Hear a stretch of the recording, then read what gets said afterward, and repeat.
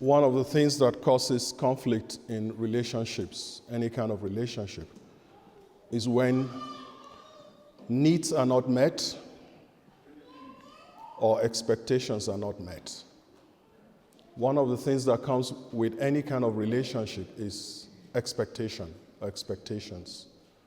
When we're in a relationship, we have expectations of each other. That you're going to fulfill these needs, and hopefully I'm clear about what my needs are. Your job in the relationship is to meet my needs, and I meet your needs. And so that sets up expectations for each one who is in that relationship, whether it's a work relationship, family relationship, any kind of relationship. And when those needs are not met, expectations are not met, then you have conflict. So too in a relationship with God, He has expectations, like any relationship. And don't ask me why should God have expectations, because you also have expectations of God. When things don't go well, what do you say? I expect Him to be here and He's not. I'm disappointed in God. So because we're in a relationship with Him, we have expectations of Him, that He's going to take care of us. And also He has expectation of us that we're going to do certain things. And another word for that kind of expectation and why He has that kind of expectation is because He's put so much into us. He's put so much into us. And because He's put so much into us, He calls us stewards of what He's given us. And He holds us accountable for what all the things He has given us. And so when someone is called a steward, it means what he has are not technically his. They belong to someone else, and he's managing those things on behalf of the person who owns it. And the biblical theory of stewardship reminds us that everything we have belongs to God. And He's given it to us, including our lives, our health, our money, our job, our family, our children. He's giving us all of this as gifts, and He wants us to manage. And so He has expectation of us, and He's going to hold us accountable. This is what judgment sounds like. When we die and we appear before God, what is He asking you? I chose you as a mother. What kind of a mother were you? I called you to be a father. What kind of a father were you? I called you to be a doctor. What kind of a doctor were you? I chose you to be a priest. And what kind of a priest were you? He has expectations of us because we are stewards of His resources. I'm beginning a series today, 2-week series on stewardship. And I chose this time because we're entering into a new year. Technically, we're back to routine. And as we come back to routine, kids are back to school, waking up the same time again, making sure they go to bed the same time. I think it's proper that we are reminded of what our role is in the different vocations God has called us. I'm reminded of mine, you're reminded of yours. So I wanted to remember what He calls us to as we begin another cycle that goes on until summer next year, while we thank Him for His presence with us this past summer and His safety and protection over our children as we traveled and as they played around in the summer months. So who is a steward? What makes you a steward? What makes you a steward? It's good to know that.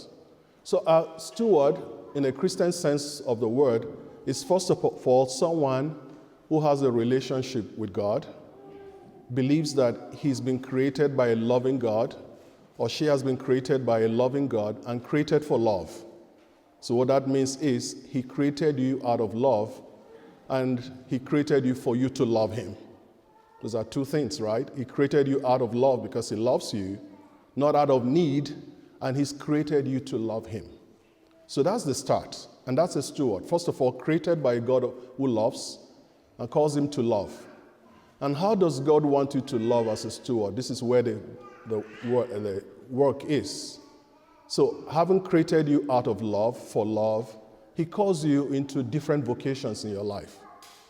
And because of your relationship with him, he makes you aware of two things. One, the resources he has put at your disposal. Two, what those resources are meant for. So let's go over that. As a father, the resources he has put at your disposal so that you can be a good husband and a good dad. As a mother, the resources he has put at your disposal, and we'll come to how these resources came about. The resources he has put at your disposal so that you can be a good wife and a good mother. That's one part. And then, because of your relationship with him, he opens your eyes to the needs of the people that he has put into your life so that you can use the resources he has given you to meet their needs. I hope we know that we are God's answered prayers to people. When people pray for something, God himself is not going to give them physically, but he's going to use one of us to give them. So when God calls you as a steward, he gives you all of these resources. But he not only gives you the resources, he opens your eyes to see where these resources can be used. And a very good example for you parents, because most of the people here probably are parents and grandparents. I watch you, especially when you have tiny kids, little kids. And I watch you when they come to you, they're crying, they need something. Sometimes they are with me and they start crying, I can't make up what they need. And then the poor child goes to mom. And right away, mom makes sense of what the child needs. And in my mind, I'm thinking, how did she figure that out? And sometimes I ask moms, how did you figure that out? And the response I get back is, I just did. What do you mean? That's not an answer. How did you figure that out? How do you know what your child that cannot talk, how do you know what they need? I know sometimes you have to try different things. Finally, you hit home what they need. But even the ability to go directly to what they need is a gift. I don't have it. That's why you better not leave your kids with me for too long, because they'll get in trouble. I don't have that gift because I'm not a steward of it. I'm not called to be a parent. So he's not giving me those resources, but he's giving you the resources that you can. Your child wakes up in the morning and you look straight at that child, you exactly know what the child needs. It's not magical. It's not because you're so smart.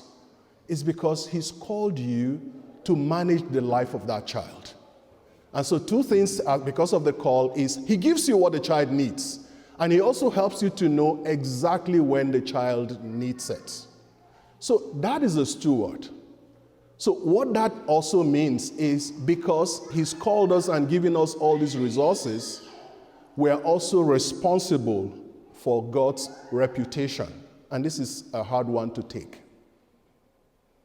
If the world today does not understand who God is, it's because Christians have not lived a godly life. If the pews do not understand who Jesus is, it's because the man at the pulpit has not lived a life of exemplary life of Jesus. God's reputation in today's world is dependent on the stewards. We are the ones to go into the world, not just by preaching, but by the way we live, to show them what God looks like. And if the world does not know who God looks like, it's because we are not living like godly people. And this is a big challenge. But that's the job of a steward. If your child does not know what Jesus looks like and the love of Jesus, it's because as a parent, you are not reflecting the love of Jesus for that child to see. God's reputation is dependent on Christians. And also, because he's called us to be stewards, people's ability to rely on God is dependent on us too. And a very good example is someone calls you and probably they are not practicing. And you're just chatting on the phone and they tell you what a terrible week they have had. Maybe they just experienced a loss, or they just got some bad news from their doctor.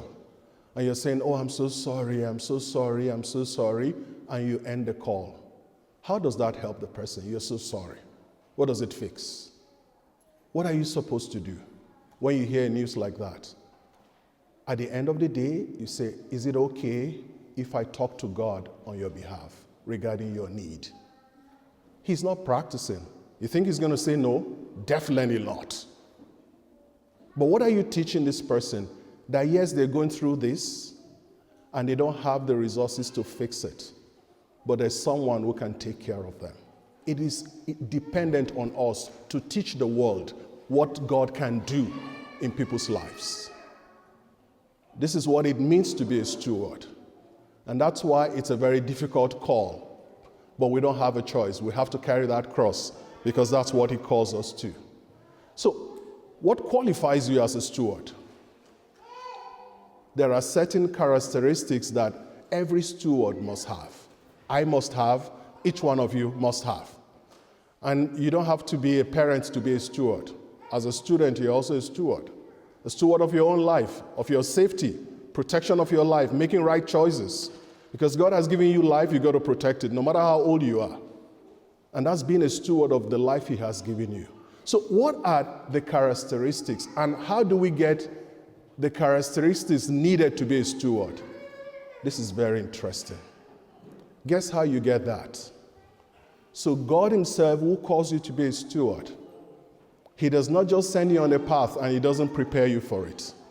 What does he do? He takes you through the darkest times in life, and what I mean is through very difficult times, challenges in life. And the goal is for every difficult challenge you experience in your life, it makes you, they say, what does not kill you, make you better. It makes you better, and you are going to need that experience sometime when God eventually gives you a role to play in your life. And I'll use myself as an example here, and I talked about this last night. I often hear this young priest back home, and it still happens. There's this culture, it's in every profession, right? A priest is ordained, and he picks an older priest as a mentor, and then he calls you all the time. How do you do this? How do you do this? And you're telling him, from your own mistakes, avoid this. This is what you do. So I often get a call, and I got a call from a young priest not too long ago, and he wanted to know when he goes to a house where there is a loss, someone dies, and they're grieving, what am I supposed to say? You think it's easy, right? Try going to a house where there is a loss and everyone is screaming and crying. You just don't know what to say. And as a priest, you're supposed to say something. And so this priest is asking me, what are you supposed to say? I don't know what to say, so I don't want to go. But you have to go. He says, can you tell me what you say? And I said, have you ever experienced loss in your life? He said, yeah, I lost my mom a while ago. I said, okay. So think about the time when you lost your mom and you were grieving. If a priest were to come see you, what would you want the priest to say to you? And he thought about it. Is that easy? I said, exactly. What you have said to that, what you wanted that priest to say to you in the midst of your loss, go say it to someone else in the midst of their loss. And he said, how did you learn this? I said, I learned it the hard way when I lost 5 members of my own family and I was really grieving. I wanted words of consolation. And so anytime I hear there's a loss, my heart goes out. It reminds me of my own loss. And I think, what was it I needed at that time that I wanted someone to give me? And then I go right there and I give them that. And then you hear from the person who's experiencing loss, how did you even know exactly what I needed? So look at the story of my life. When I had those losses, I felt God was absent. And I told you, not proud of it, that for close to 6 months I didn't celebrate Mass because I was mad at God. But look at the experience I gained from that. And look at how I use that experience in the different in aspects of my life. It's taught me perseverance. It's taught me resilience. It's taught me how to hold on to God in the midst of, in the face of challenges. So how does God prepare you for your role as a steward? He allows you to go through challenges of life. And maybe some of you are there right now where you're experiencing challenges. And you think, I don't see any good in this. I don't know why God is allowing this. It means God doesn't love me. If God allows you to go through suffering, it's for a purpose. Those of you who are moms and dads, maybe older parents, just look back at your own life and what you experienced. And look at how you are facing the challenge today of being a parent. Where did you get all that resilience from? All that strength of character? It came from your battles in the past. This is how God toughens you. And in the toughness, because of the job that lies ahead, in that toughness, you develop character. And it is that character that helps you to carry out your job before you. Lastly, how can you stay the course? God has called you to be a mom, and it's tough. I was sharing this last night, and we had a parish council retreat in the morning yesterday. I shared this same experience. I'm not a parent. And I think I chose the better part. Yeah, sometimes it feels lonely in my house and quiet. But guess what? The last 12 days, I've had a family living with me on holiday with 2 little kids, twins. They wake up, God knows. They don't walk with time. They wake up anytime they want to wake up, sometimes 5:30 in the morning, and it's just go. And they are go until 10. Like last night, we had to force them to bed at 10:30. And I was exhausted, but these kids didn't want to go to bed.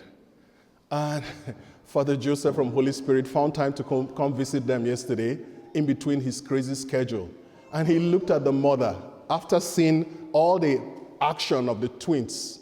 In just maybe 10 minutes, he looked at the mother. He said, how are you even able to have any flesh on your body? You know, this last 12 days has opened my eyes more than ever before to the challenges that you guys face. How do you do it? How do you do it? It's tough. How do you do it? And I ask parents this question all the time. I just do it. Well, that's a stupid answer because you just don't do it. You are not Adidas. You just don't do it. I think you are able to do it because God gives you the resources to do it. So how can you keep doing what you're doing? Remembering that you're going to be accountable for it. God is going to hold you accountable on the last day. The 5 kids I gave you, how did you raise them to succeed at life and prepare them for heaven?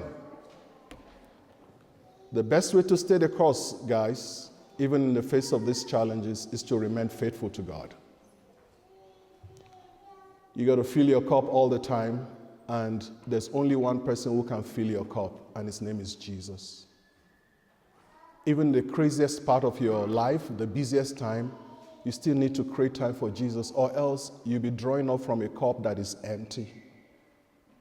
We got to stay the course by being faithful to God. Next week, we'll continue on this series where we shall look at how to be faithful stewards of 2 things: relationships that God has given us and the finances that God has given us. Until then, let us bow our heads in prayer.